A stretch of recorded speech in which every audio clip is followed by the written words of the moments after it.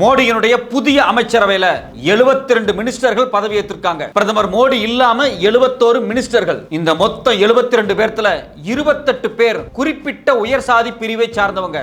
எதுக்காக மோடி அரசாங்கம் ஒரு குறிப்பிட்ட உயர் ஜாதி பிரிவுக்கு 28 மினிஸ்டர்களை கொடுக்க வேண்டிய தேவை இருக்கு? இதுக்கு பின்னாடி இருக்கக்கூடிய ஒட்டுமொத்த அரசியல் என்ன? பிஜேபிக்கு உள்ள இருக்கக்கூடிய ஓபிசி பிரிவு ஏன் கடுமையா இதை எதிர்க்கிறாங்க?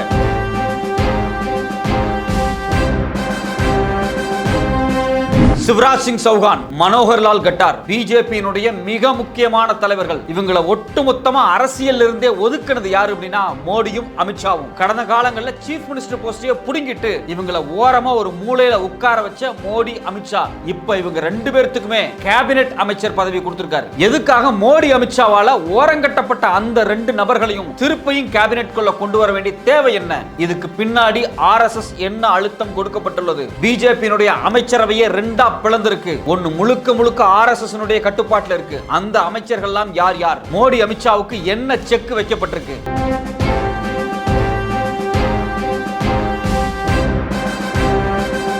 ஸ்மிருதி இரானி, அனுராக் சிங் தாக்கூர், இது மாதிரி கடந்த காலங்கள்ல மிக முக்கியமான அமைச்சரா இருந்த 37 பேர் ஒட்டுமொத்தமா ஓரங்கட்டப்பட்டிருக்காங்க. புதுசாக 30 மினிஸ்டர்கள் இறக்கப்பட்டிருக்காங்க. இந்த 30 பேர்த்துக்கும் ஆர்எஸ்எஸ்க்கும் என்ன தொடர்பு? ஏன் அமித்ஷா மோடிக்கு நெருக்கமானவர்கள் ஓரங்கட்டப்படுறாங்க? ஆர்எஸ்எஸ்க்கு நெருக்கமானவங்க உள்ள ஸ்ட்ராங்கான பதவிக்கு வர்றாங்க. இந்த அமைச்சரவைக்கு பின்னாடி இருக்கக்கூடிய அரசியல் என்ன? எவ்வளவு காலம் இந்த அமைச்சரவை நீடிக்க போகுது?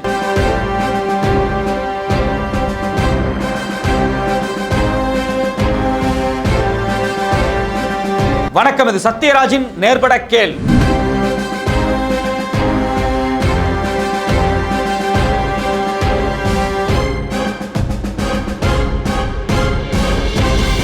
மோடி மூன்றாவது முறையா பிரதமரா வந்திருக்கார். 72 அமைச்சர்கள், அதாவது மோடியோட சேர்த்து 72 பேர் அமைச்சர்களாக பொறுப்பேற்க போறாங்க. இதுல மோடி பிரதம மந்திரி, மத்த 71 பேர் அமைச்சரா இருக்காங்க. இந்த 71 பேர்ல கிட்டத்தட்ட 30 பேர் கேபினெட் மினிஸ்டர்ஸ். அது மட்டும் இல்லாம 5 பேருக்கு இண்டிபெண்டன்ட் இன்சார்ஜ் கொடுத்திருக்காங்க. இது இல்லாம 36 பேர் மினிஸ்ட்ரி ஆஃப் ஸ்டேட். அப்ப ஒட்டுமொத்தமா 71 அமைச்சர்கள் பிரதமர் மோடி தலைமையில பதவி ஏற்றிருக்காங்க. இந்த 71 பேர்ல 11 பேர் யாருன்னு பாத்தீங்கன்னா மத்த கட்சியை சார்ந்தவங்க. குறிப்பா எந்தெந்த கட்சி அப்படின்னா Telugu Desam party, Janata Dal United, Janata Dal secular, Lok Janshakti, Hindustan Awam Morcha. இது மட்டும் இல்லாம இன்னும் சில கட்சிகள். இந்த கட்சியை சார்ந்தவங்க எல்லாத்துக்குமே பாத்தீங்கன்னா அமைச்சர் பதவி கொடுக்கப்பட்டிருக்கு. ஏன்னு எல்லாத்துக்குமே தெரியும், மோடி அரசாங்கத்துக்கு இந்த முறை மெஜாரிட்டி கிடைக்கல. அவங்க வெறும் 240 சீட்டு தான் ஜெயிச்சாங்க. கூட்டணி ஆட்சி இல்லாமல் மோடியால் ஆட்சி நடத்த முடியாது. அதனால வேற வழியே இல்லாம சந்திரபாபு நாயுடுவும் நிதிஷ்குமாரும் இந்த ரெண்டு பேரும் மோடிக்கு சப்போர்ட்டா இன்னைக்கு களத்தில் நிக்கிறாங்க. ஒருத்தர் 12 எம்பி இருக்கு, இன்னொருத்தர் 16 எம்பி இருக்கு. இதை ஒட்டுமொத்தமா கூட்டும் போது இது 272 தாண்டுது. அதனாலதான் மோடி அரசாங்கம் இன்னைக்கு திரும்பவும் பதவி ஏற்கிற இடத்துக்கு வந்திருக்காங்க.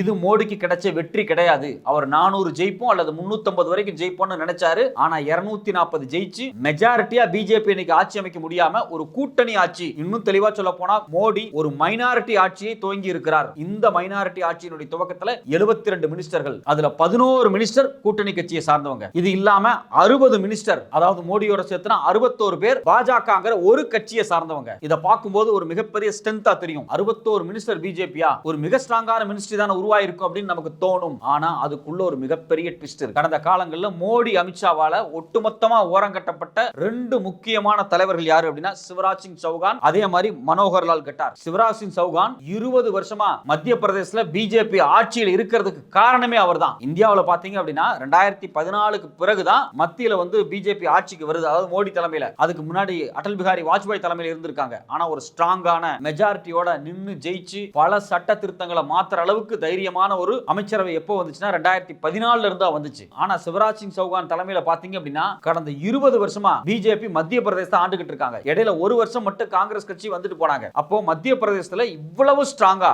பாஜகவை வளர்த்தெடுத்த இது யாரு அப்படின்னா இந்த சிவராஜ் சிங் சௌகான். இவர் ஆர்எஸ்எஸ் கோர் கேண்டிடேட். சின்ன வயசுல இருந்தே பாத்தீங்கன்னா ஆர்எஸ்எஸ்ல வளர்ந்தவர்.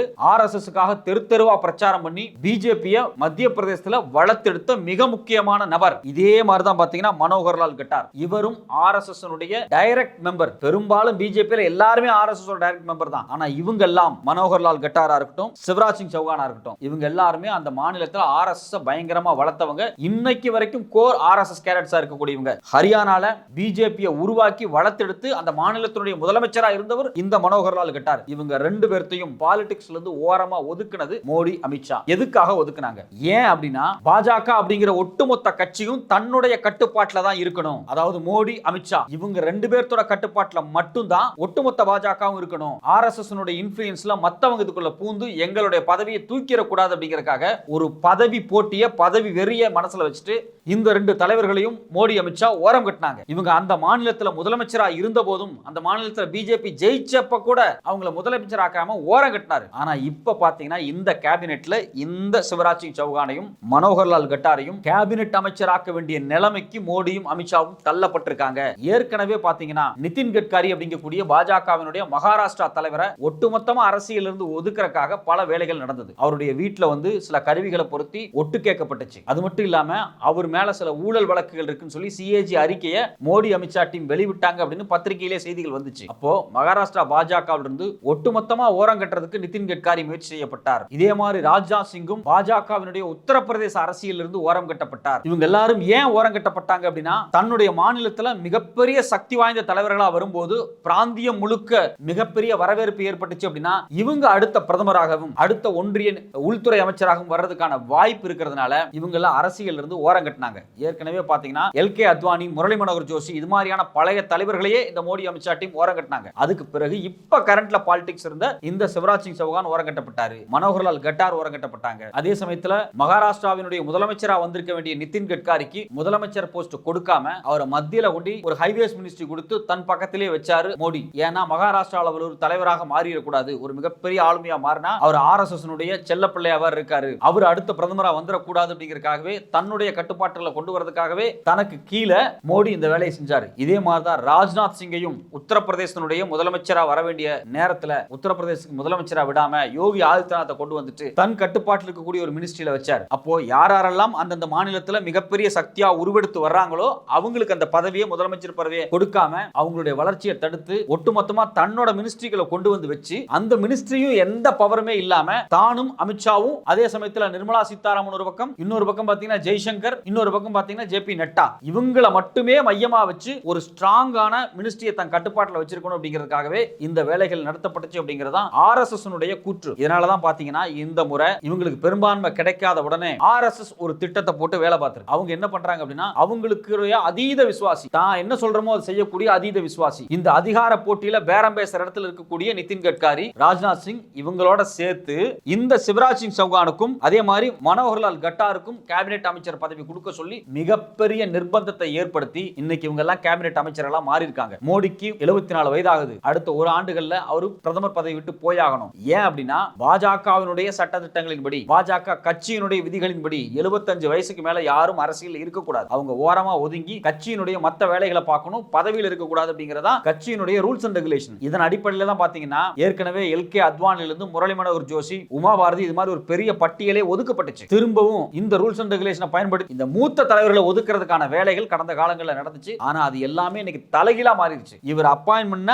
அந்த 72 அமைச்சர்கள்ல, குறிப்பா பாஜகவினுடைய 61 அமைச்சர்கள்ல 2 பிளவா மாறிடுச்சு. ஒரு பிளவு நேரடியா RSS ஆல ஆபரேட் பண்ணக்கூடிய ஒரு பிளவு, இன்னொரு பிளவு பாத்தீங்க அப்படின்னா மோடி, அமித்ஷாவால ஆபரேட் பண்ணக்கூடிய பிளவு. இந்த ரெண்டுக்கும் எந்த சித்தாந்த வேறுபாடும் கிடையாது. இந்த ரெண்டு குழுக்களை நடக்கூடிய சண்டை அப்படிங்கிறது அதிகார போட்டி. RSS பேச்சை கேட்காம தன்னுடைய அதிகாரத்தை நிலைநிறுத்தி ஒரு இரும்பு தலைவரா மாறிட்டாரு மோடி அப்படின்னு சொல்லி இவரை ஒட்டுமொத்தமா இல்லாம பண்றதுக்காக உட்கட்சிக்குள்ள நடக்கக்கூடிய சண்டை. எப்படியாவது மோடி, அமித்ஷாவை ஓரம் கட்டிட்டு கட்காரி, சிவராஜ் சிங் சௌகான், மனோகர்லால் கட்டார், அதே மாதிரி தேவேந்திர பட்னாவிஸ் இது மாதிரியான ஒரு குழுவை உள்ள கொண்டு வரதுக்காக RSS இங்க ஒரு மிகப்பெரிய பிளேவை பண்ணிட்டு இருக்கு. அதனுடைய முதல் ஸ்டெப் தான் பாத்தீங்கன்னா இந்த சிவராஜ் சிங் சௌகானையும் மனோகர்லால் கட்டாரையும் கொண்டு வந்து உள்ள இறக்கி இருக்காங்க. அப்போ 72 அமைச்சர்கள்ல பாஜகவை சார்ந்த 61 அமைச்சர்களே ரெண்டா பிரிஞ்சு கிடக்குறாங்க. இது இல்லாம 11 அமைச்சர்கள் வேற வேற கட்சியை சார்ந்தவங்க. அவங்க எல்லாம் இப்பவே பிரச்சனை பண்ண ஆரம்பிச்சிட்டாங்க. எப்படி பிரச்சனை பண்ண ஆரம்பிச்சிட்டாங்க அப்படின்னா, இப்போ பாத்தீங்கன்னா HD குமாரசாமி, அதாவது கர்நாடகாவை சார்ந்த ஜனதாதள் செக்யூர் இருக்கு இல்லையா, அந்த கட்சியை சார்ந்த HD குமாரசாமிக்கு கேபினெட் அமைச்சர் பதவி கொடுத்திருக்காங்க. அவர்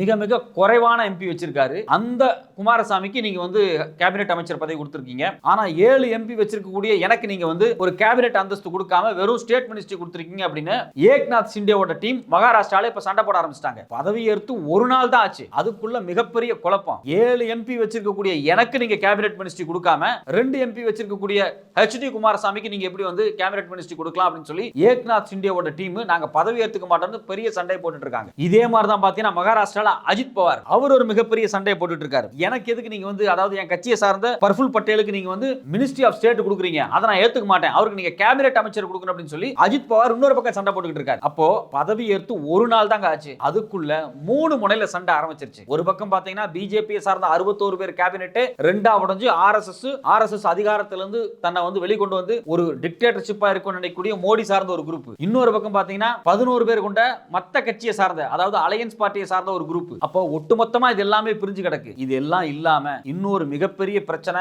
இந்த கேபினெட்டுக்குள்ள என்ன ஓடிக்கிட்டு இருக்கு அப்படின்னா, உரிய சாதி பிரதிநிதித்துவம் வந்து இந்த கேபினெட்ல கொடுக்கப்பட்டிருக்கா அப்படிங்கிறது தான் அடுத்த சண்டைக்கான காரணமே. இப்ப மொத்தம் இந்த 72 அமைச்சர்கள்ல பாத்தீங்க அப்படின்னா 28 பேர் ஜெனரல் கேட்டகரி, அதாவது 28 பேர் குறிப்பிட்ட ஒரு உயர் சாதி பிரிவை சார்ந்தவங்க. அதுக்கு பிறகு பாத்தீங்கன்னா 29 பேர் ஓபிசி பிரிவு, 10 பேர் எஸ்சி பிரிவு, 5 பேர் எஸ்டி பிரிவு. இப்ப என்ன கேள்வி வருது அப்படின்னா, ஒட்டுமொத்தமா 100% மினிஸ்டர்ல எப்படி 28%, அதாவது ஆல்மோஸ்ட் 30% நீங்க வந்து உயர் ஜாதிக்கு கொடுப்பீங்க? ஓட்டு போட்டதெல்லாம் ஓபிசி, மக்களுக்காக இறங்கி தெருவுல பிரச்சாரம் பண்ணதெல்லாம் பெரும்பாலும் ஓபிசிக்கள் தான். ஆனா நீங்க வந்து மினிஸ்ட்ரி போஸ்ட் எதுக்கு வந்து நீங்க வந்து நிறைய உயர் ஜாதி கொடுத்திருக்கீங்க? சாதியின் அடிப்படையில, மக்கள் ரெப்ரசன்டேஷன் அடிப்படையில பார்த்தா அவங்களுக்கு ஒரு 8ல இருந்து 10 மினிஸ்டர் கொடுக்கலாம். ஆனா நீங்க 28 மினிஸ்டர் ஒரு குறிப்பிட்ட கேட்டகரியா இருக்கக்கூடிய ஜெனரல் கேட்டகரிக்கு நீங்க ஏன் கொடுத்தீங்க? அதனால நீங்க வந்து ஓபிசிக்கு நிறைய கொடுத்திருக்கணும், நீங்க கொடுக்காம விட்டுட்டீங்கன்னு சொல்லி ஒரு சண்டை இப்ப கேபினெட்டுக்குள்ள மிக மோசமா வளர்த்துக்கிட்டு இருக்கு. ஏற்கனவே பாஜகவினுடைய கடந்த கால வரலாறு பாத்தீங்கன்னா 2019லயே அன்னைக்கு பாத்தீங்கன்னா 57 மினிஸ்டர் இருந்தாங்க. அப்போ வந்து 32 பேர் உயர் ஜாதியை சார்ந்தவங்க, அதாவது மொத்த அமைச்சரே 57, இப்போவாது 72, அப்ப 57ல 32 பேர் உயர் ஜாதி. இது எப்படி சாத்தியமாச்சு? வெறும் 13 பேர் ஓபிசி இருந்தாங்க, 6 பேர் வந்து எஸ்சி, 4 பேர் எஸ்டி பிரிவு இருந்தாங்க. இது மிகப்பெரிய சண்டை. ஏற்கனவே ஓபிசிக்குள்ள மிகப்பெரிய வந்து ஒரு பஞ்சாயத்தா ஓடிச்சு, அதாவது பாஜகவில் இருக்கக்கூடிய ஓபிசிக்குள்ள. அந்த பஞ்சாயத்தை எல்லாம் கருத்தில் கொண்டுதான் தேர்தல் வரப்போது, இனிமேலும் ஓபிசிக்களை ஏமாத்த முடியாதுன்னு சொல்லி 2021ல மினிஸ்டர் அவை வந்து திருப்பி வந்து மோடி அரசாங்கம் மாத்தி அமைச்சாங்க. அப்படி மாத்தி அமைக்கும் போது கிட்டத்தட்ட 27 ஓபிசி மினிஸ்டர்ஸ்க்கு வந்து போஸ்டிங் கொடுத்தாங்க. ஏற்கனவே வெறும் 13 ஓபிசியா இருந்ததை 27 ஓபிசியா மாத்தினாங்க. ஆனா அப்ப கூட பாத்தீங்கன்னா உயர் ஜாதிய குறைக்கலாம் இல்ல, உயர் ஜாதிக்கான ரெப்ரசன்டேஷன் 32ல இருந்து 30 தான், ஒரு 2 மினிஸ்டர் மட்டும் தான் தூக்குனாங்க. அப்ப உயர் ஜாதியை அப்படியே மெயின்டைன் பண்றதுக்காக, அதாவது ஒட்டுமொத்த மினிஸ்ட்ரியில உயர் ஜாதிக்கு 30% கொடுக்கிறதுக்காகவே மினிஸ்ட்ரி போஸ்ட் அதிகப்படுத்தி ஓபிசிக்கு 27 கொடுத்துட்டு, அதே மாதிரி எஸ்சிக்கு 12 கொடுத்துட்டு எஸ்டிக்கு 8 கொடுத்தாங்க. எல்லாத்தையும் டபுள் பண்ணாங்க. அதாவது 4 எஸ்டி மினிஸ்டர் இடத்துல 8 எஸ்டி மினிஸ்டர் மாத்துனாங்க, 6 எஸ்சி மினிஸ்டர் இடத்துல 12 எஸ்சி மினிஸ்டர் மாத்துனாங்க, 13 ஓபிசி இருந்த மினிஸ்டர் இடத்துல 27 மாத்துனாங்க. ஆனா அதே சமயத்துல எண்ணிக்கையின் அடிப்படையில 32 உயர் ஜாதியா இருந்தவங்களை குறைச்சிருக்கணுமா இல்லையா? 16 குறைச்சிருக்கணுமா இல்லையா? இல்ல 10 குறைச்சிருக்கணுமா இல்லையா? ஆனா அப்படி குறைக்கல, 32ல இருந்து 30 அதை அப்படியே மெயின்டைன் பண்ணிட்டாங்க. அதே மெயின்டைன் தான் இப்பவும் பண்றாங்க 28. அப்ப தொடர்ச்சியா பாத்தீங்க அப்படின்னா பாஜகவினுடைய ஒட்டுமொத்த மினிஸ்ட்ரியிலையும் ஒரு குறிப்பிட்ட உயர் ஜாதி வகுப்பை சார்ந்த ஒரு குழு மிகப்பெரிய ஆதிக்கம் செலுத்துது அப்படின்னு கட்சிக்குள்ளேயே பிரச்சனை போயிட்டு இருக்கு. அதனாலதான் பாத்தீங்கன்னா கேபினெட் அமைச்சர் பதவியை கொடுத்து ஒரு நாள் கூட ஆகல, உள்ள பல்வேறு சலசலப்புகள். ஒரு பக்கம் ஆர்எஸ்எஸ் சார்ந்த ஒரு குழு சலசலப்பு ஏற்படுத்திடுச்சு. 11 பேர் கொண்ட மத்த கட்சியை சார்ந்த எம்பிக்கள் மினிஸ்டர் பதவி ஏத்துக்கிறதுக்கு முன்னாடியே கூட்டணி கட்சியா இருக்கக்கூடிய இன்னும் சில கட்சிகள் நீங்க எனக்கு ஏன் கொடுக்கல, எனக்கு ஏன் கேபினெட் கொடுக்கல, நீ வெறும் மினிஸ்ட்ரி கொடுத்து என்ன டம்மியா உட்கார வைக்க போறியான்னு சண்டை ஆரம்பிச்சிட்டாங்க. இதை எல்லாத்தையும் தாண்டி தன் கட்சிக்குள்ளேயே சாதி வாரியா உரிய பிரதிநிதித்துவம் கொடுக்கப்படல. ஓபிசி மக்கள் அவ்வளவு ஓபிசி மினிஸ்ட்ரி போஸ்ட் கொடுங்க, எஸ்சி மக்கள் எவ்வளவு இருக்காங்களோ அதுக்கு இணையான நீங்க ரெப்ரசன்டேஷன் கொடுங்க, எஸ்டி மக்கள் எவ்வளவு இருக்காங்களோ அதுக்கு இணையான ரெப்ரசன்டேஷன் கொடுங்க. ஆனா நீங்க உயர் ஜாதிக்கு அதிகமான ரெப்ரசன்டேஷன் கொடுக்குறீங்கிற சண்டை இப்பவே துவங்கிருச்சு. பல மூத்த பத்திரிகையாளர்கள், பல எக்ஸ்பர்ட்ஸ்கள் என்ன சொல்றாங்க அப்படின்னா, இந்த மோடியினுடைய கேபினெட், குறிப்பா இந்த ஆட்சி, இந்த 72 மினிஸ்டர் போஸ்ட், இது எல்லாமே மிக மிக விரைவில், இன்னும் தெளிவா சொன்னா 1.5 வருஷம் 2 வருஷத்துக்குள்ளேயே இந்த ஆட்சி கலைக்கப்பட்டுரும். கண்டிப்பா இது தாக்கு பிடிக்கவே பிடிக்காது. இதுக்கு வெளியே இருக்கக்கூடிய எதிர்க்கட்சிகள்லாம் எதுவும் செய்ய வேண்டாம். உட்கட்சி முரண்பாடு, ஆர்எஸ்எஸ்க்கும் பிஜேபிக்கு இருக்கக்கூடிய குழப்பங்கள், இது எல்லாமே இந்த ஆட்சியை கொண்டு ஒரு முட்டுச்சந்தில நிறுத்தி மக்களுக்கு பிரயோஜனம் இல்லாத ஆட்சியா மாத்திடும் அப்படின்னு தொடர்ச்சியா பத்திரிகையில கருத்து தெரிவிச்சுட்டே வர்றாங்க. இந்த ஒட்டுமொத்தமான மொத்த சினாரியோல நமக்கு இருக்கக்கூடிய ஒரே ஒரு கேள்வி என்ன அப்படின்னா, 72 அமைச்சர்கள்ல நீங்க ஏன் 28 அமைச்சர்கள் இந்த குறிப்பிட்ட உயர் ஜாதி பிரிவுக்கு கொடுத்தீங்க? சாதியின் அடிப்படையில் ரெப்ரசன்டேஷன் கொடுக்கணும் அப்படின்னா நீங்க ஒரு 10 போஸ்டிங் கொடுத்திருக்கலாம். ஏன் இந்த பார்ஷியாலிட்டி? பாஜகவை வளர்க்கறதுக்காக, பாஜகவுக்கு நீங்க ஓட்டு போட்டிருக்கக்கூடிய இத்தனை ஓபிசி மக்களுடைய பிரதிநிதிகளை நீங்க ஏன் மினிஸ்டர் பதவி கொடுக்காம வெளியே நிக்க வச்சிருக்கீங்க அப்படிங்கறத நம்மளோட கேள்வி.